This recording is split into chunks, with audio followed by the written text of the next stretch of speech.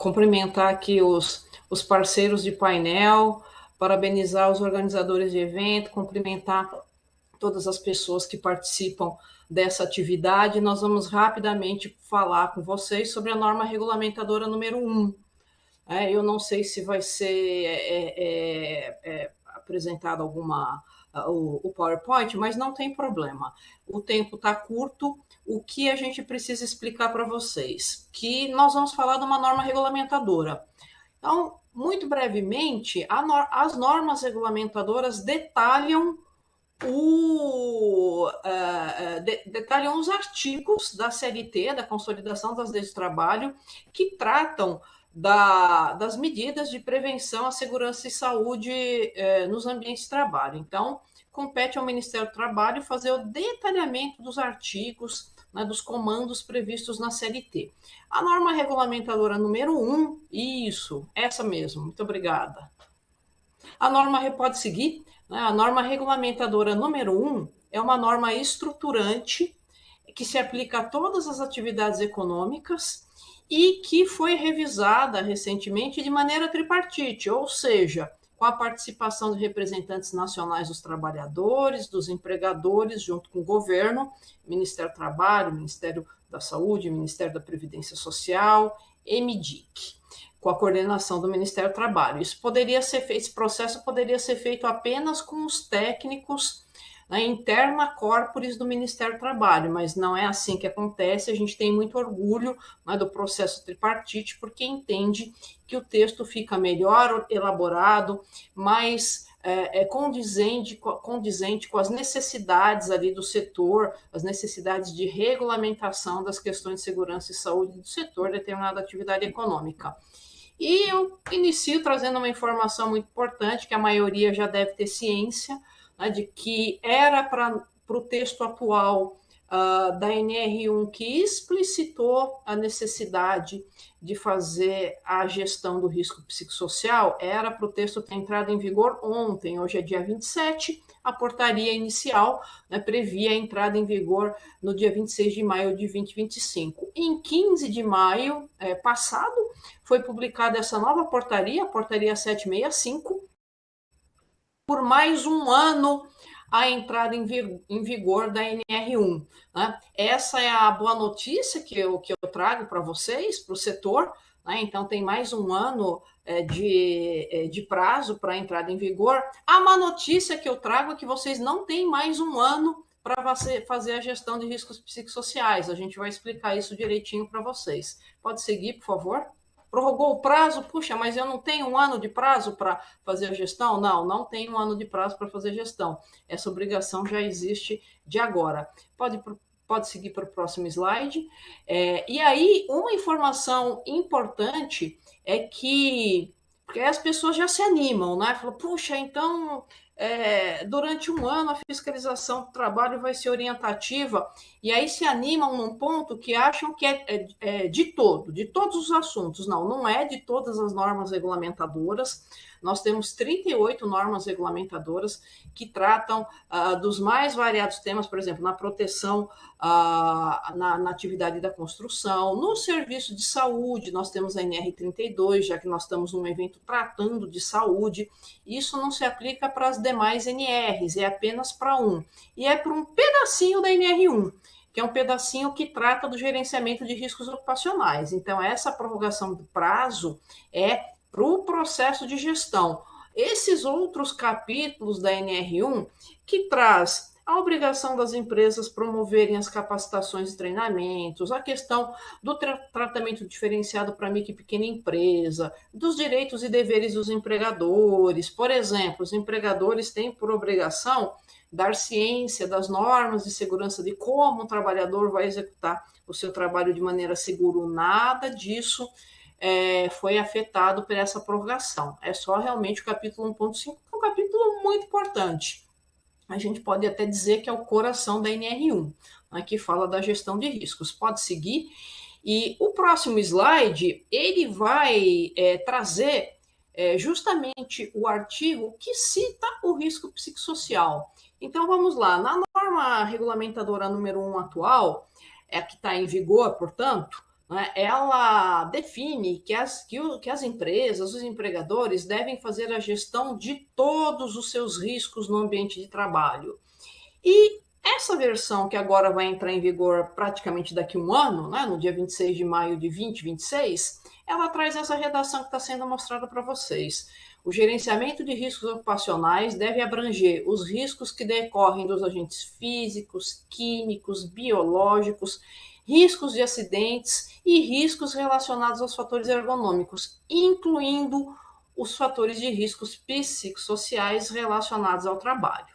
Então, o que a redação nova, né, futura da NR1 vai trazer é clareza.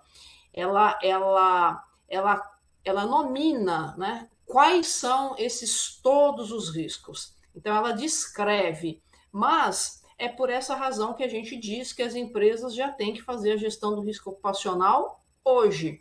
Aliás, elas já tinham que fazer em 2024 também. Né? Como ela precisa fazer a gestão do risco físico, químico e biológico, já continua, né? Foi mantida a necessidade de fazer a gestão do risco psicossocial. As alterações da norma regulamentadora 1 não se referem ao risco psicossocial, tem outras questões que a gente não vai trazer aqui. Então, todo esse pacote de mudança ficou para o ano que vem. Mas a necessidade de fazer a gestão do risco psicossocial, ela já existe, né? Ela está mantida. Então, próximo slide. Quando a gente fala em fazer a gestão de riscos, no próximo slide a gente apresenta um artigo da NR1 que justamente resume as principais etapas que as empresas devem fazer nessa gestão de risco. Pode seguir, por favor? Isso. Então, são essas as etapas. Né? Aqui tem um resumo muito geral do processo de gestão. Primeiro, obviamente, se for possível, eu vou evitar um risco no ambiente de trabalho. Então, se eu tenho uma série de problemas relacionados ao risco psicossocial, com a precariedade da estrutura de trabalho, eu vou melhorar meus sistemas, eu vou melhorar os espaços, eu vou melhorar a organização para não ter essa precariedade. Aí eu elimino o risco. Nem sempre isso é possível. Né? Aí vem as outras etapas. Eu preciso identificar: será que eu tenho risco biológico? Será que eu tenho risco químico? Eu tenho os fatores relacionados ao risco psicossocial? Eu identifico os perigos, eu tenho inflamável, né? Eu vou identificar os perigos. Uma vez identificado que eu tenho inflamável, eu vou avaliar as questões relacionadas ao manuseio daquele produto inflamável no meu ambiente de trabalho. Se eu identifiquei um fator relacionado ao risco psicossocial, identifiquei um perigo, eu vou avaliar, né, quais são os riscos, eu vou classificar para determinar a prioridade de ação e vou, o que é o mais importante de tudo, implementar as medidas de prevenção e acompanhar para ver se está tudo ok com esse monitoramento. Todo esse processo, eu identifico o perigo, eu avalio o risco, classifico, adoto as medidas de prevenção, tem por objetivo evitar o acidente e evitar o adoecimento. A doutora que me antecedeu foi muito feliz quando disse que nós somos um país que estamos acostumados a prevenir a doença, nós estamos acostumados a tratar. Né? Então, o ponto é justamente esse. Esse é o ponto. Né? Nós precisamos desenvolver uma cultura de prevenção no nosso país, né? No sentido de adotar as ações necessárias para evitar que os acidentes aconteçam, para evitar que o adoecimento aconteça. E todo esse processo nessa técnica que existe na gestão de riscos é buscando esse objetivo final, que é evitar que o trabalhador, no nosso caso, ele tenha um quadro de depressão, ele tenha um quadro de esgotamento, que é um burnout, ele tenha a ansiedade, né, que são as patologias relacionadas ao adoecimento mental. Pode seguir. No próximo slide, existe uma representação desse processo, né, que a gente acabou de falar, identifica os perigos, avalia os riscos, controla, né, esses riscos. E esses são os principais documentos, né? É o Programa de Gerenciamento de Riscos, é o PGR, a gente adora uma sigla, né? Então a sigla é essa, do PGR, Esse PGR ele vai ter um inventário de riscos, que nada mais é do que uma relação exaustiva de tudo que existe no ambiente de trabalho e o plano de ação. E está aí o risco psicossocial inserido. Pode seguir, por favor? Aqui no universo da empresa, né, de todos os riscos que existem no ambiente de trabalho. Pode passar o próximo slide. Nós vamos ver que junto com o risco físico, químico, biológico, tem aí o rosinha, tem o risco psicossocial, ele sempre esteve aí na realidade, né? O que as normas avançaram no sentido de deixar isso mais claro, de deixar evidente. Pode seguir, por favor? E a gente conclui, né, fazendo as considerações finais, próximo slide, por favor, onde a gente explica, né, que alguns aspectos muito importantes, que o risco psicossocial não necessariamente vai estar presente em todas as empresas. Como não necessariamente tem risco biológico em todas as empresas. No setor de saúde, com certeza, né? Mas será que numa galvanoplastia tem risco biológico? Não, não tem. Na galvanoplastia tem risco químico, mas se eu tenho uma atividade de escritório, administrativa, eu não vou ter o risco químico. Então, da mesma forma que o risco químico não está presente em todos os estabelecimentos, não necessariamente, o risco biológico não vai, o risco psicossocial não vai estar necessariamente presente em todas as empresas. Então, nem sempre eu vou ter o risco psicossocial, eu vou ter muitas vezes, mas não vou ter sempre. Agora, o que sempre todas as empresas têm que fazer é o reconhecimento. É esse processo, essa busca exaustiva de todos os problemas, de todos os fatores, de todos os perigos que existem no meio ambiente de trabalho. E essa etapa tem que ser registrada. Então, se eventualmente não foi reconhecido nenhum fator relacionado ao risco psicossocial na empresa, excelente, mas eu preciso registrar. Eu preciso registrar que eu fiz esse processo de reconhecimento. Eu preciso registrar que método que eu usei, o que eu fiz, eu entrevistei trabalhador, eu não entrevistei trabalhador.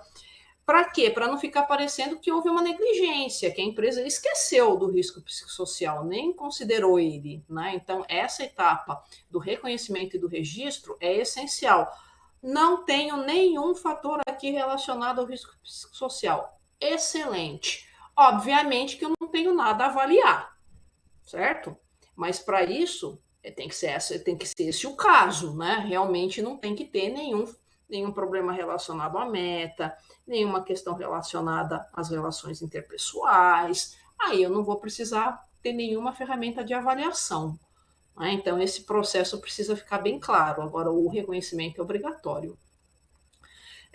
A médio prazo não existe nenhuma previsão de alterar o SESMIT, os serviços especializados de segurança e medicina do trabalho. Algumas empresas, não são todas não, são obrigadas a contratar técnico de segurança, enfermeiro, médico do trabalho, engenheiro de segurança. Essa é uma dúvida muito comum. Puxa, será que as empresas vão ser obrigadas a contratar o psicólogo, o médico psiquiatra, o fisioterapeuta? Por enquanto, não. Por enquanto, não existe previsão.